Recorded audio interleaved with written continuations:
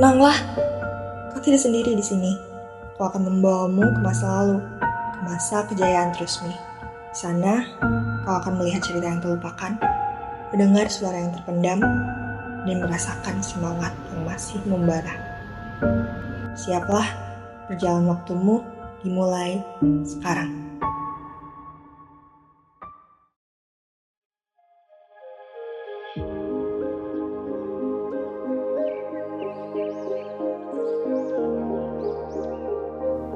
Tradisi membatik di Desa Trusmi Kulon telah berlangsung turun-temurun dari nenek moyang mereka dan menjadi warisan budaya yang sangat penting.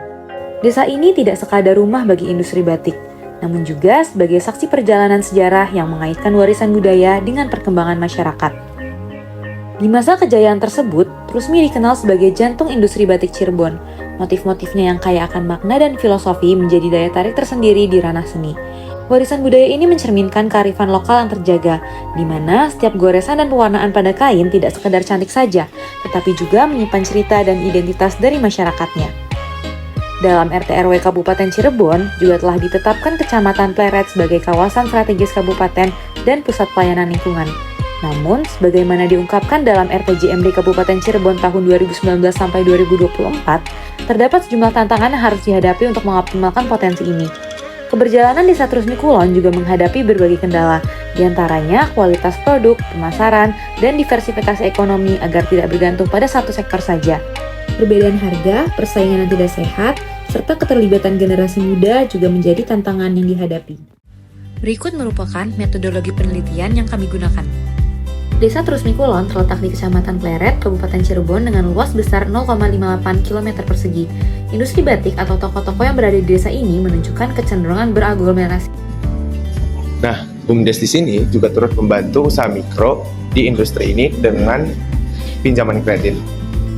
Walaupun keterlibatan para pengrajin di sini dalam penentuan kebijakan masih cukup kurang, dengan adanya potensi yang besar, desa ini dapat terus berkembang untuk dijadikan sebagai ikon budaya dan ekonomi kreatif khas Cirebon.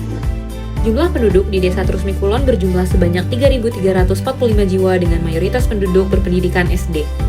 Desa Trusmi Kulon yang dikenal sebagai pusat batik di Cirebon telah mencapai status sebagai desa mandiri berdasarkan Indeks Desa Membangun. Mandirian desa ini didukung oleh keberadaan BUMDes Trusmi Kulon yang berfokus pada pengelolaan kredit usaha rakyat untuk mendukung pelaku usaha mikro dan kecil di desa. Meskipun memiliki potensi ekonomi yang besar dari industri batik, namun belum ada program desa yang secara langsung melibatkan pengrajin dalam perencanaan atau implementasi kebijakan pembangunan, sehingga keterlibatan sektor batik dalam kelembagaan desa masih terbatas. Desa Trusmi Kulon memiliki akses jalan yang cukup baik meskipun beberapa jalan berlubang dan lebar jalan yang terbatas, sehingga jarang ada mobil yang masuk ke kawasan ini baik dari penduduk maupun wisatawan. Mayoritas penduduknya pun menggunakan sepeda ontel dan juga motor. Meskipun ada penyempitan jalan di beberapa akses, jalan-jalan besar seperti Jalan Haji Abbas sudah cukup memadai. Keberadaan gapuranya pun turut mendukung daya tarik wisatawan, membedakan Trusmi Kulon dari kawasan industri batik lainnya. Infrastruktur dasar seperti listrik, telekomunikasi, air bersih, dan drainase tertutup yang mengalir ke sungai juga sudah tersedia. Dalam RPJMD Kabupaten Cirebon 2019-2024, Kabupaten Cirebon telah merumuskan berbagai strategi untuk mewujudkan visi dan misinya. Dari 5 strategi yang ada, semuanya sangat terkait dengan pengembangan budaya. Salah satu strategi utama di bidang kebudayaan adalah memperkuat pelestarian ragam budaya tradisional dan kearifan lokal. Selain itu, Kecamatan Pleret juga ditetapkan sebagai kawasan peruntukan pariwisata budaya dalam RT/RW Cirebon. Ini berarti bahwa kawasan ini akan dikembangkan lebih lanjut untuk menarik wisatawan dengan berbagai fasilitas dan infrastruktur yang seharusnya mendukung kegiatan pariwisata budaya. Pengembangan kawasan ini tidak hanya bertujuan untuk meningkatkan ekonomi lokal melalui pariwisata, tetapi untuk memastikan bahwa budaya dan tradisi batik tetap hidup dan berkembang. Di balik megahnya motif Megamendung, ada cerita yang tak seindah pola ukirannya. Kini di Trusmi, kolaborasi antara pelaku usaha, pengrajin, menghadapi tantangan, yaitu mereka terjebak di dalam individualisme. Setiap pengrajin berjalan sendiri tanpa arah yang sama, meskipun ada asosiasi di tengah-tengah mereka, tetapi kehadirannya terasa seperti kapal tanpa nahkoda. Hanya nama tercatat, namun gaungannya tak terdengar. Koperasi batik yang dahulu sempat menjadi tumpuan harapan mereka, kini sepi tanpa suara. Tidak ada perbincangan, yang ada sekarang hanyalah persaingan. Letaknya strategis begitu dekat dengan jantung kota. Hanya butuh waktu yang dekat untuk tiba di sana. Jalan yang luas mengalirkan wisatawan, pengrajin, dan pembeli dari berbagai penjuru. Jalan yang besar itu ibarat ekonomi yang menghidupkan nadi di kawasan ini. Rantai pasok bahan baku industri batik di wilayah ini melibatkan sumber lokal dan luar daerah. Kain umumnya berasal dari pabrik di Bandung, sedangkan pewarna diperoleh dari pemasok lokal atau daring. Beberapa pengrajin memanfaatkan koneksi personal untuk memperoleh bahan, namun ketergantungan pada sumber beragam menciptakan tantangan dalam konsistensi harga dan pasokan. Dukungan pelatihan dan pendampingan dari pihak eksternal masih sporadis dan kurang terorganisir. Program pemerintah seperti PKBM sempat ada, namun tidak berkelanjutan. Bantuan strategis seperti pelatihan pemasaran dan fasilitasi pameran dinilai belum optimal. Beberapa inisiatif seperti hibah dari merek besar belum mampu memenuhi kebutuhan jangka panjang. Organisasi seperti P3BC dan APBI berperan sebagai wadah formal, tetapi kurang efektif dalam menciptakan sinergi dan peningkatan kapasitas. Dukungan lebih terstruktur dan berkelanjutan dibutuhkan untuk menjaga daya saing industri batik di wilayah ini. Hubungan antara pelaku usaha batik, pemasok, pengrajin, dan distributor di wilayah ini bersifat informal, bergantung pada koneksi personal. Asosiasi batik yang ada dinilai kurang optimal dan hanya melibatkan pihak tertentu, sehingga banyak pengrajin merasa tidak diuntungkan. Tantangan utama meliputi perbedaan biaya produksi antar pengrajin, kenaikan harga bahan baku, dan upah pekerja yang mahal yang menyebabkan variasi harga produk. Regenerasi pengrajin juga menjadi masalah, karena generasi muda kurang tertarik membatik.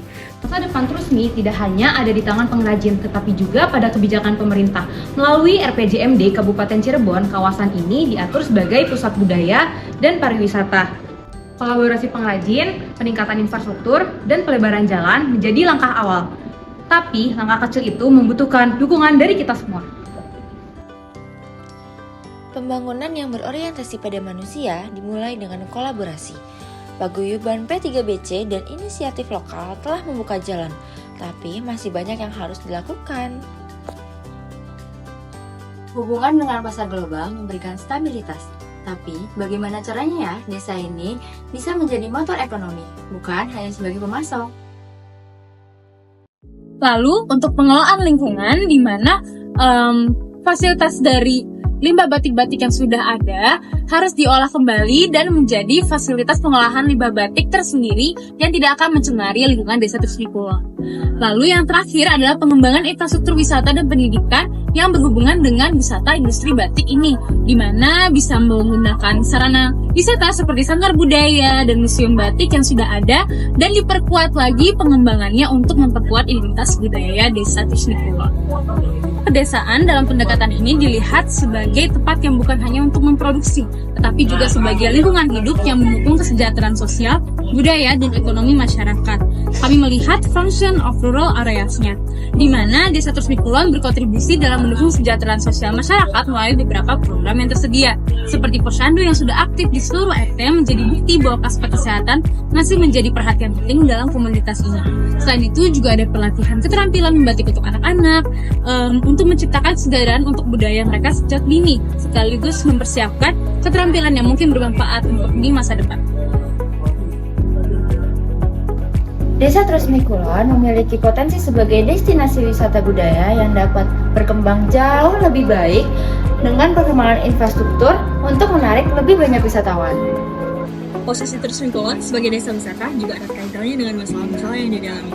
Pertama yaitu minimnya regenerasi dan partisipasi generasi muda, di mana menyebabkan berkurangnya tenaga kerja muda dalam industri batik, yang pada gilirannya mengancam keberlanjutan budaya membatik. Proses ini diperparah dengan minimnya upaya untuk mengintegrasikan teknologi modern. Untuk menghadapi tantangan ini, Perlu adanya pelatihan dan penyuluhan khusus yang diperuntukkan kepada generasi muda agar mereka bisa belajar bukan hanya tentang keterampilan batik, tetapi juga bagaimana cara mengolah usaha secara efisien, modern, dan tidak kalah dengan persaingan global, agar batik bisa mendunia dan bisa dikenal di pasar yang lebih luas. Sekarang kita akan masuk ke rekomendasi dari penerapan teori perdesaan, yaitu pertama adalah memperdayakan generasi muda, di mana memberikan pelatihan batik yang kreatif dan modern sangat perlu untuk diadakan untuk menarik minat generasi muda terhadap industri batik. Bisa dilihat dari kegiatan berbasis teknologi, bisa melewatkan pemasaran digital dan inovasi produk, dan juga melibatkan media yang akan mengajak generasi muda untuk semakin mengembangkan industri batik. Yang kedua adalah penguatan partisipasi masyarakat, di mana kita akan membangun kembali pembentukan koperasi atau komunitas pengrajin yang belum ada di Desa Trusmi Kulon untuk meningkatkan kekuatan kolektif masyarakat dalam pemasaran dan pengadaan bahan baku. Melalui musyawarah atau mungkin melalui adanya komunitas dan koperasi, ini akan berdampak sangat baik untuk Desa Trusmi Kulon sendiri. Kesimpulan dari video ini, berdasarkan teori Local Industrial Cluster dan People Oriented Development, berikut adalah kesimpulan yang mencerminkan kondisi Desa Trusmi Kulon. Yang pertama, penerapan teori Local Industrial Cluster. Desa Trusmi Kulon telah menunjukkan potensi pengembangan klaster industri batik melalui konsentrasi aktivitas produksi, pemasaran, dan perdagangan dalam satu wilayah. Namun, hubungan antar pengrajin, pemasok, dan distributor masih cenderung informal, sementara keberadaan asosiasi atau koperasi kurang aktif. Hambatannya sendiri adalah variasi kualitas dan harga produk karena perbedaannya proses produksi antar pengrajin, ditambah kurangnya struktur koordinasi formal seperti koperasi. Dan solusinya adalah pengaktifan kembali koperasi dan optimalisasi peran asosiasi seperti P3BC untuk memfasilitasi standarisasi harga dan kualitas, serta membangun kolaborasi lintas pelaku usaha. Yang kedua adalah penerapan teori People Oriented Development, di mana pendekatan berbasis masyarakat di Trusmi Kulon berfokus pada pelestarian budaya lokal dengan melibatkan masyarakat setempat sebagai pengrajin utama. Namun, partisipasi generasi muda dalam industri batik masih rendah karena minatnya menurun terhadap profesi tradisional ini. Hambatan dari teori ini adalah kurangnya pelatihan yang menarik bagi generasi muda, serta minimnya inovasi produk yang mengikuti tren pasar.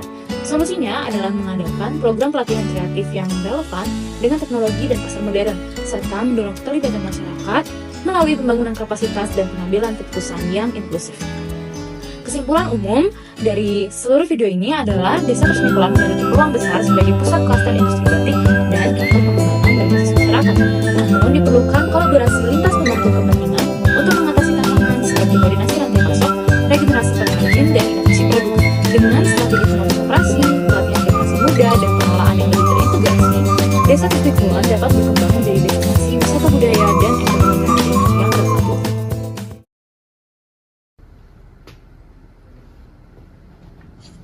Ini batik pesanan Sang Sultan. Kami harus membuatnya, tapi kami hanya bisa melihatnya sebentar. Batik itu hanya tentang hati. Goresan lembut ini sama seperti hati kita. Tolong jaga cerita ini.